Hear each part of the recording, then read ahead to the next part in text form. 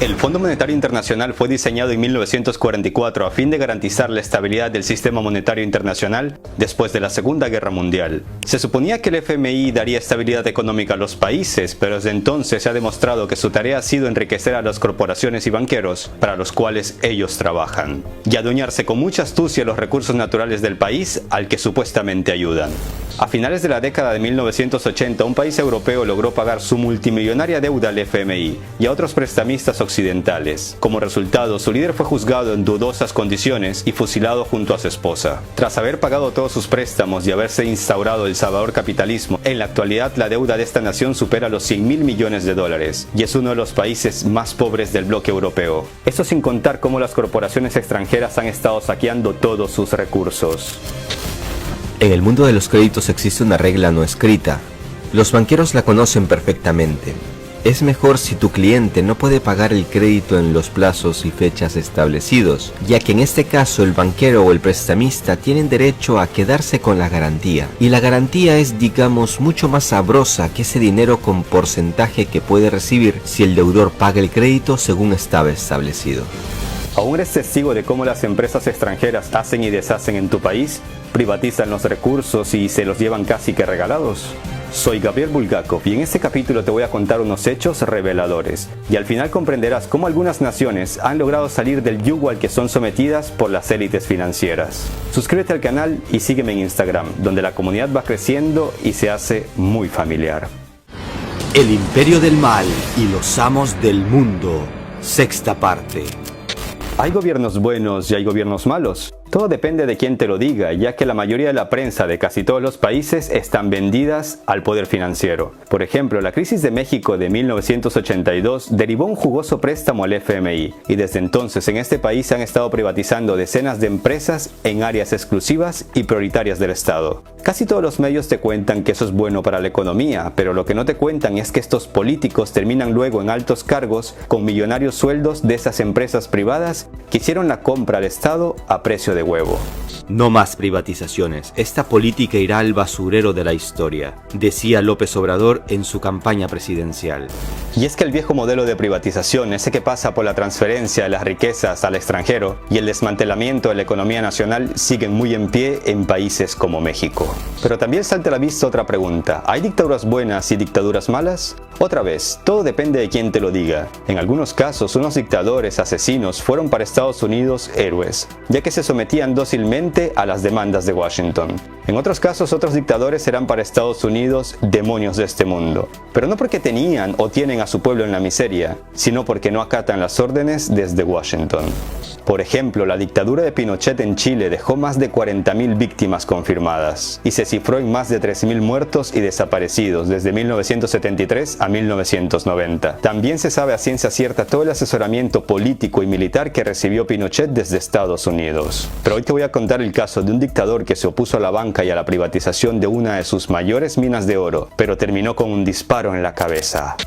Y es que resulta difícil entender por qué si entre 1950 y 1975 la economía de Rumania creció a uno de los mayores ritmos del mundo, en la actualidad es uno de los países más pobres de Europa. Todo empezó con una serie de errores en las estrategias económicas en la década de los 70 que desató una crisis en este país. En concreto, algunas de sus industrias como la petroquímica o la del acero tenían una capacidad de producción mucho mayor de la necesaria para satisfacer las necesidades propias y de la demanda exterior, resultando en una infrautilización de las instalaciones. Al ver el estado moribundo de esta nación, los países occidentales se mostraron dispuestos a ayudarles y posteriormente entró en juego el FMI. A mediados de los años 80, la deuda de Rumania a organizaciones financieras occidentales alcanzaba la suma de 22.000 millones de dólares. Y al entender que cada vez se metía en una situación más complicada, el líder de Rumania, Nicolae Ceausescu, llamémosle dictador si se quiere, entendió que necesitaba tomar medidas. Entre tantos problemas se sumaba el hecho de que su gran amigo, la Unión Soviética, a cargo de Gorbachev, había empezado una reforma económica conocida comúnmente como perestroika. Rumania estaba en una encrucijada.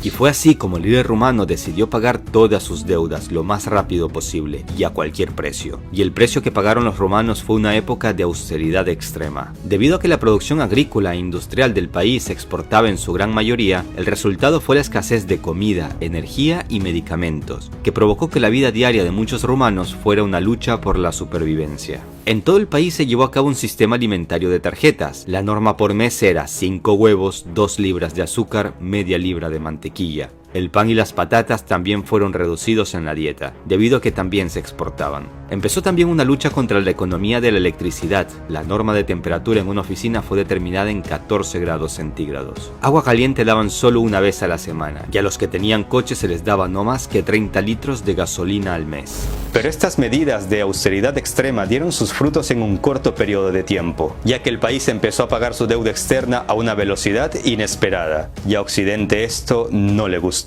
Fue entonces como Estados Unidos empezó a cambiar las reglas del juego en el comercio exterior a Rumania. Y aunque desde el FMI decían que Rumania era un montón de basura, lo cierto es que por esos años este país era para ellos una máquina de ganar dinero.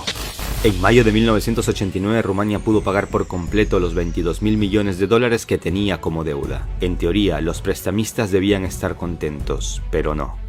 En el mundo de los créditos existe una regla no escrita. Los banqueros la conocen perfectamente. Es mejor si tu cliente no puede pagar el crédito en los plazos y fechas establecidos, ya que en este caso el banquero o el prestamista tienen derecho a quedarse con la garantía. Y la garantía es, digamos, mucho más sabrosa que ese dinero con porcentaje que puede recibir si el deudor paga el crédito según estaba establecido.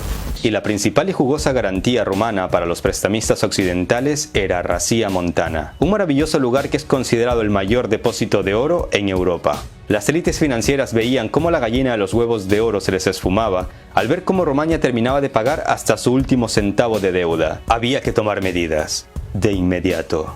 No te vayas, que ahora viene el desenlace de esta triste historia. Todos los detalles de la muerte de uno de los últimos dictadores de Europa todavía permanecen en secreto. La Revolución Rumana se inició en diciembre de 1989 con una serie de conflictos y enfrentamientos que en tan pocos días llevaron a Ceausescu a refugiarse a las afueras de la capital junto a su esposa. Pero en el coche en el que iban de repente se acabó la gasolina y en ese momento fue detenido. Posteriormente hubo un juicio en dudosas condiciones que apenas duró 3 horas. Y aunque las acusaciones no eran tan convincentes, se lo condenó a muerte junto a su esposa. Fueron fusilados durante una fría Navidad el 25 de diciembre de 1989. Solo te dejo un dato. Fue acusado de un genocidio de 60.000 personas. Pero lo cierto es que esta cifra se había exagerado hasta 600 veces por motivos propagandísticos. La gran diferencia entre 100 muertos y 60.000 es evidente. Pinochet, con más de 3.000 muertes comprobadas y sus decenas de violaciones a los derechos humanos, disfrutó a sus anchas casi toda su vida. Si bien es cierto que murió bajo arresto domiciliario con más de 300 cargos pendientes, la justicia entró en acción solo cuando ya era imposible ocultar todo su terrorífico legado. Para mí es evidente la causa del asesinato de Ceausescu. No tenía nada que ver con algún tipo de ideología o por su política. Se trató de una sentencia de muerte por su iniciativa de salirse del camino de esta bancocracia mundial.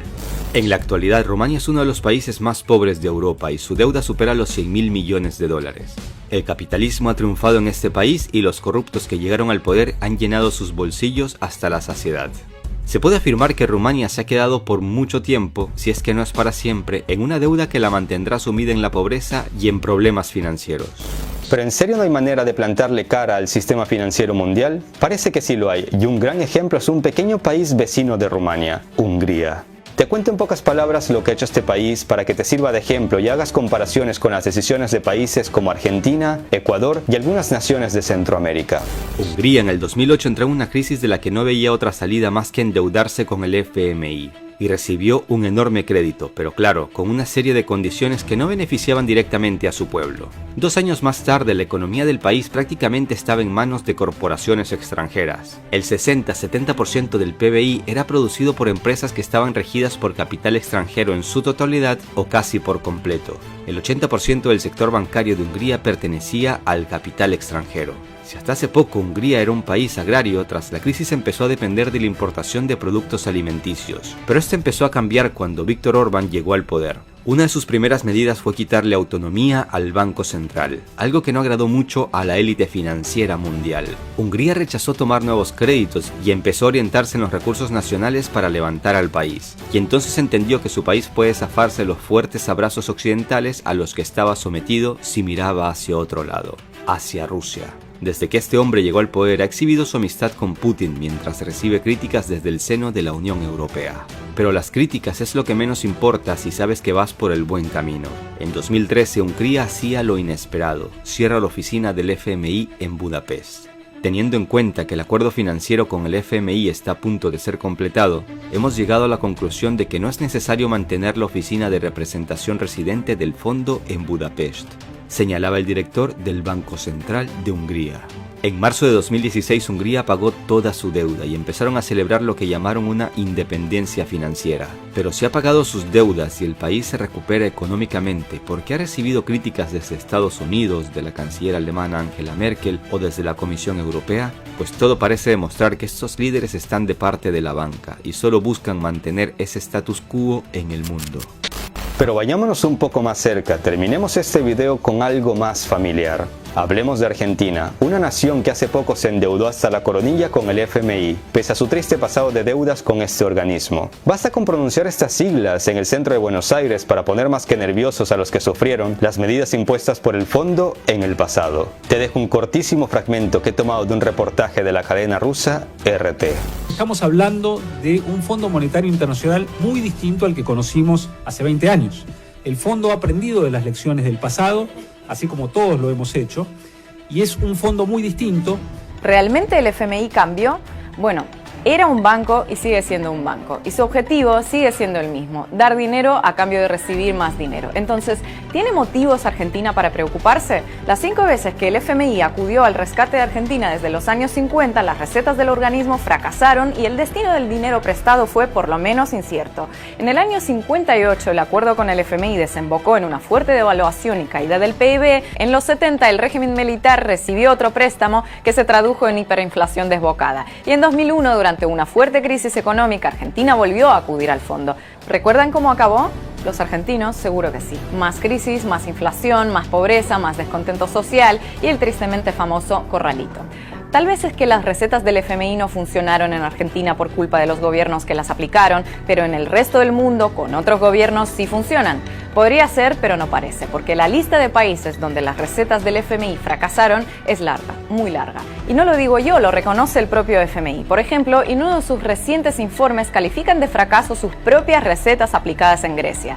Recientemente felicitaron a Portugal por aplicar medidas económicas diferentes a las que ellos les habían propuesto y en el colmo de los colmos, en un artículo de 2016, 4 funcionarios del FMI afirmaron que las políticas neoliberales son ineficaces y aumentan la desigualdad. Algo así como si el Vaticano publicara una encíclica dudando de la existencia de Dios. Entonces, ¿por qué temer al mismo organismo que te sumió en una grave crisis cada vez que acudió a rescatarte?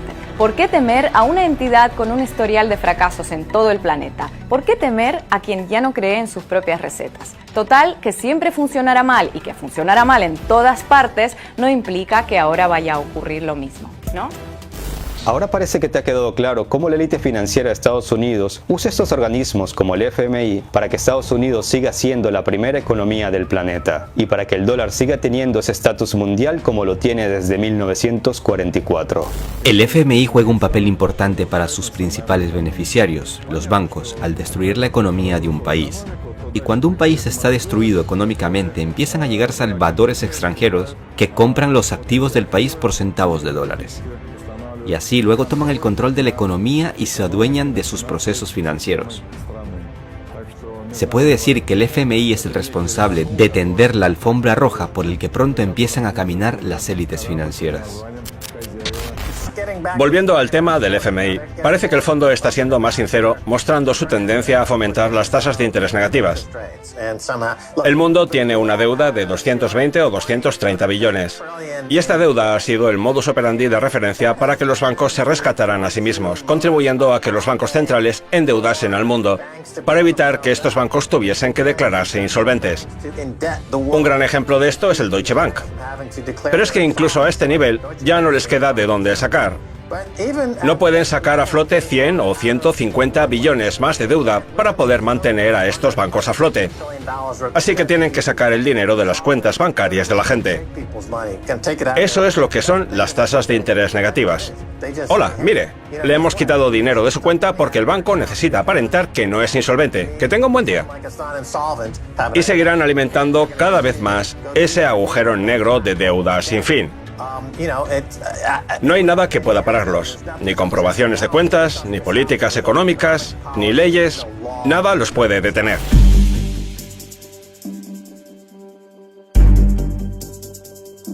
% is the percent of that money that went to the Greek state. The rest went to the banking sector. Primarily the foreign banking sector, not the Greek banking sector. A part of it went to the banking sector. In Greece too, but most of it to non-Greek banks. Se puede decir que el FMI es el responsable de tender la alfombra roja por el que pronto empiezan a caminar las élites financieras. Soy Gabriel Bulgakov y en el siguiente capítulo hablaremos de oro, de mucho oro, pero también de engaño, de mucho engaño, estafa y corrupción. Suscríbete al canal para que no te pierdas los siguientes capítulos. Dale like al video para poder llegar a más gente y déjame tus comentarios. Tu opinión me interesa. Si no te ha gustado el video, te invito a darle dislike para también llegar a más gente. Recuerda que me puedes seguir en Instagram. Me encontrarás como Gabriel Bulgakov. Hagan el bien sin mirar a quién. Un abrazo a todos. Hasta la próxima.